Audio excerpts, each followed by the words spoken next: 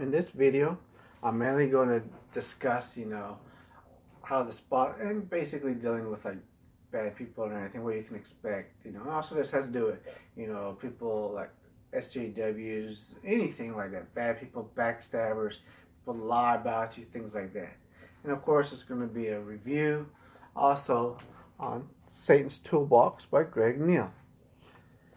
Now, first off, I'm going to actually be using this book. Now, I'm not going to read it word for word. And a few things, the first two chapters actually gives you a very good idea, about how people are. Of course, this guy's talking about Satan, but that's not who I'm going to be talking about. See, I'm an atheist, but I can still read Christian literature. It doesn't bother me, and it doesn't bother most atheists. Now, this book will have, if you read it, it's a very enjoyable book. If you read it, it will have Bible verses in it, that back up what he's saying about Satan. If you're like me, all you have to do is change a little bit as you read it. Instead of Satan, people in general, or bad people. And of course, if you see the Bible as what it is, a work of literature, it's a work of mythology. I actually enjoy reading the Bible because it's mythology, it's a work of fiction, and it's enjoyable. I have another book on mythology, and it has, African mythology, Indian mythology, European, Greek, Norse, and all that stuff. But let's go ahead and start with this. This is a very good book. He does a very good job because he also discusses people in general too, but he uses like the people in the Bible. But before we get into that depth, let's go ahead and start with this a little bit, What are some commonalities among people that are not good? See, this is a biographical sketch of Satan. Of course, we're not talking about a fictional character. We're talking about people in general. Sometimes these bad people, they can be impressive, They're authority figures, for example. Authority figures. But they can still lie, they manipulate. They know how to lie and manipulate. They know how to control people. They know how to do that. They can be very powerful and persuasive. Bad people, people that spread lies and gossip, they can be very persuasive. They can be very powerful and persuasive in their voice. And he's going to get into it, so I'm not going to mention it just now. But they know how to get people to believe their lies. Whether it doesn't matter if they're president or former president, politicians. Politicians are perfect at spreading lies and gossip. These college professors, don't believe everything a college professor or administrators say. And same with your pastors and preachers and priests. People that are bad, that lie, they know how to do that stuff. They tend to have a lot of pride. You ever notice that bullies, people that gossip and everything, they have a lot of pride. They think highly of themselves. They think that they are better than everyone. They look down on others, they'll say, I'm better than you and all this type of stuff, They can be opportunistic. They sometimes seek power. They can also be short-sighted. A lot of them are short-sighted. They think about the now. They don't think about what happens later. They get angry and bitter quick. You notice that some of your friends, they'll get angry and bitter pretty quick, and they'll destroy many lives. Not only do they get angry at your success, especially if you're happy, but they will destroy innocent people, collateral damage. And what difference does it make, right? Like I hear these people in Antifa, hey, we may beat innocent people, but hey, this is just what we got to do. And I have a book on the rise and fall of the Third Reich. I'm going to discuss Antifa in that book. We're not going to do that here too much. But, they don't mind. I think, you hear in some of these feminists, extreme feminists, they'll say the same thing, in the colleges and all these stuff, well, yeah, a lot of innocent men get caught up, but, it's collateral damage. They should be happy that it happened, because, men are so bad and everything. Now, this one here, of course, is a different chapter, a new chapter. This is why I'm suggesting you read this book. It is awesome about this. And this is going to probably be over 10 minutes, but it's okay. Now, number one, there's nothing new. There's really nothing new that these people are going to lie about. The things is just different actors. There's nothing new. The lies they're telling about you, people just like them have told about others. It's nothing really that different. Oh, that person sleeps around. That person's bad. That person's this. That person's that. Like for example, I mind my own business. I tend to be very quiet. I've had neighbors, including this current one, that likes to make a lot of music, blast a lot of music. This one here likes to also smoke in front of my apartment. But because I may say something about it, I'm a bad guy. I'm jogging, minding my own business. A dog comes out. The dog's always in the gate, barking at me. No big deal. It's a dog and he's doing his job. That's his job, is to protect that house. So I understand, no problem. No problem with that. Now, one day the lady's outside her house with her car. Now, the dog is not in the gate. It's outside, and it rushes towards me. Now, I don't know if this dog's going to attack me or anything, because every time it's in the gate, it's growling and barking and snapping its teeth. I don't know. Now, do you think I hit the dog or did anything? No. I didn't do any of that stuff to the dog. All I did, as soon as I was able to, sorry, I guess I have to close that message. Just got a message, but it's okay. It doesn't matter. All I did is I took the umbrella out, folded it out, I didn't fold it out, actually, no. I didn't, did I? I just had it in front of me. I did not open it. And just did like that, didn't have to redo anything. The dog didn't really even seem to care. He just all of a sudden got enamored with the umbrella, sniffing and everything. The lady's yelling, and she's a Hispanic lady, and yelling at me, not the dog, me. Like, what the heck are you yelling at me for? First off, your dog is obviously not a threat to me, so I'm not afraid of your dog, okay?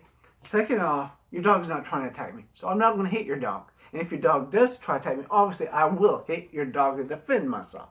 But because your dog is not a threat, I was able to see that your dog's not a threat because, I think faster than most other people do. And I'm not a cop, so I didn't have to do anything to the dog. And as I'm jogging away, she calls me a puta. Okay, because I defend myself against your dog.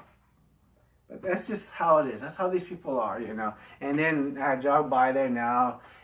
Some kids, they don't like me anymore and everything because I defended myself against, was about to defend myself against the dog. Didn't do anything. But that's how it is, Nothing new. I've been through school and everything, A lot of you guys know about this too, Girls automatically think you're interested in them. When you're ugly like I am, they get so nasty about it.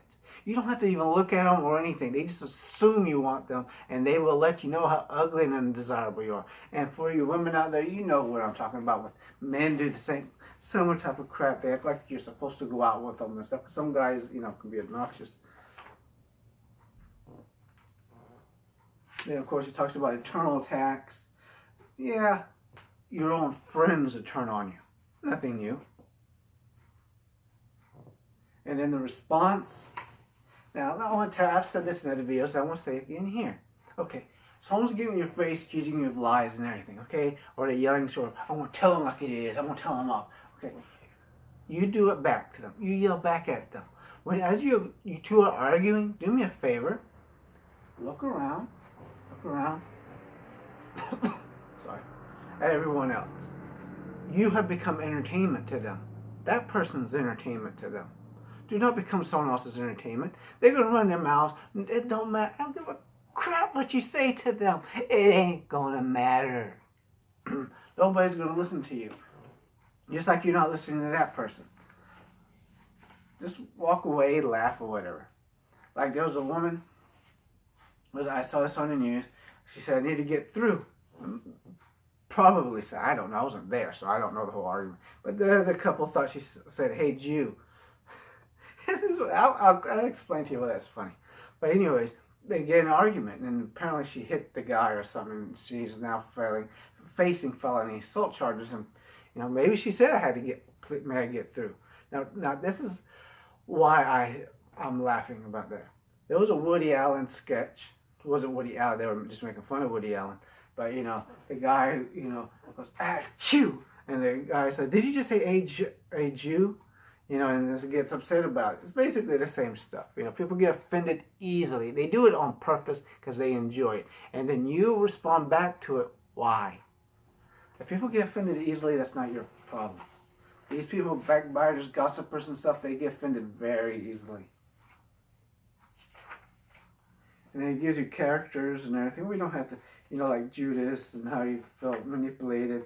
False witnesses, we can discuss that though. That's another thing though. Just because there are many witnesses to something, or people think that they tell you they are witnesses, doesn't mean they really are witnesses. Doesn't mean the event just happened. I don't care there's 30, 40, 50, 60 witnesses saying, this person did this. How do you know they're not making it up or we're not mistaken? Remember, 500, was it 500 or was it 1,000? I don't remember how many. But it was in Portugal. People claim it was, I think in the 1920s or 30s, long, at least a century. Probably close to it. Fatima. Yeah, the Fatima event. People were looking up at the sun and claiming to see it dance and all this stuff. And there were hundreds of witnesses that saw it then fall to earth.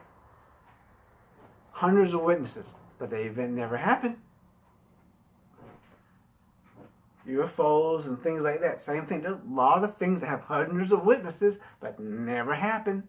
Because there's a such thing as mass hallucination. And so people convince themselves that something happened when it didn't. Because you can easily, as I said earlier, manipulate people. So just because a lot of people are accusing someone of something or accusing you doesn't make it true. And that's the thing. If it happens to you, would you be too happy if everybody just automatically believed it? Of course you wouldn't. If they can't provide evidence, then you don't need to believe it. Because it can happen to you. And of course, I like this. False witnesses often come along after the fact. Notice that when you've been accused once of someone's gossiping about you, notice that all of a sudden other people back it up after it already has happened. And of course, they come in large numbers. And then, I like this part though, false witnesses contradict each other. A lot of times they will, and you'll see it all the time when someone gets accused of something. But people don't care. They still believe the thing.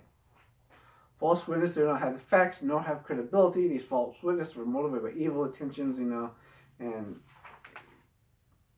I'm not going to go through the whole thing because it can be a bit much. I mean, not a bit much, and the fact that's a hard read. It's just I don't want to give so much stuff to, I want you to read this book because it's really good. And another thing he mentions, he mentions certain things like Job. He mentions Job in this book, and I want to mention that too.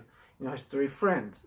And I did videos on Job, but I like what he was saying about it because I never thought about it that way though. Sometimes, something bad happens to you. Bad things happen to us all. And the thing is, though, his friends were not very good comforters. It was always, well, maybe you did something. Maybe it's your fault. Maybe it's your fault. You made it. They don't realize that sometimes bad things just freaking happen. But it's your fault. It may have been your fault. You did this. You did that. Maybe, and these were supposedly his friends. Your own friends would do this stuff to you. They'll tell you, well, maybe if you try to get a job, you're just not trying hard enough to get a job. You're just not trying hard enough to find somebody. You're just, maybe it's your personality. Maybe it's the way you talk to people. Maybe the way you look or dress. Maybe you should wear cologne or shave or wear your hair long, fix your hair up. Depending on your gender, of course. All this stuff depends. Maybe you should wear a dress or wear this and that. Maybe you should apply for these jobs. Go back to school. Of course, you're trying a lot of these things, and they have not ever worked, and they don't care. They just want to hear themselves talk.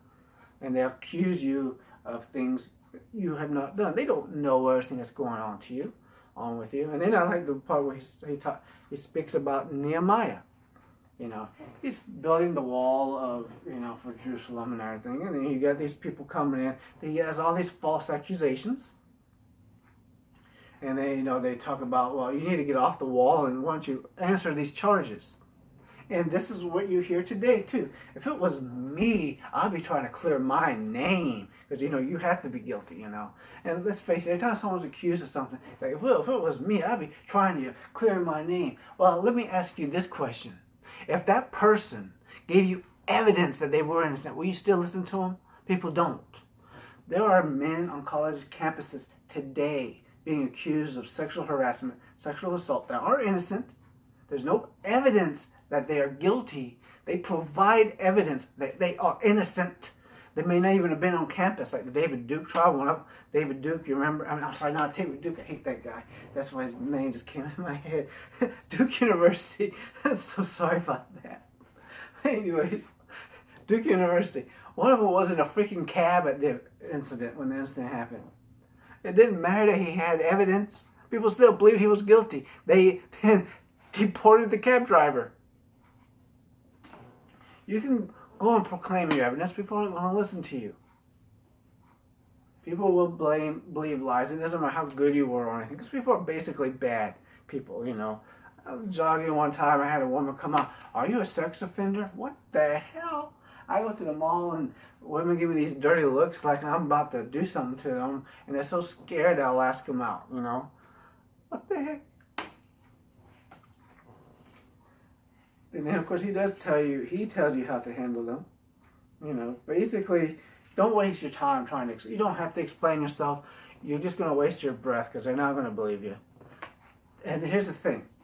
He mentions it, I saw in other videos and stuff. A lot of times these bad people, like these racist folks, you know, they like to give their meetings, you know, whether they're black racists or white racists. You know the worst thing you can do to bad people that are mouthing off and all this stuff? You know the absolute worst thing. They cannot stand this. I mean, absolutely. It's worse than anything. You cannot say nothing that's going to be worse than this one thing. This one thing. Because they need your attention. They thrive on attention. They thrive on hate and violence and destruction. These are horrible, disgusting people. These gossipers, backbiters, these horrible people, men, women, whatever. This is the absolute worst thing you can do.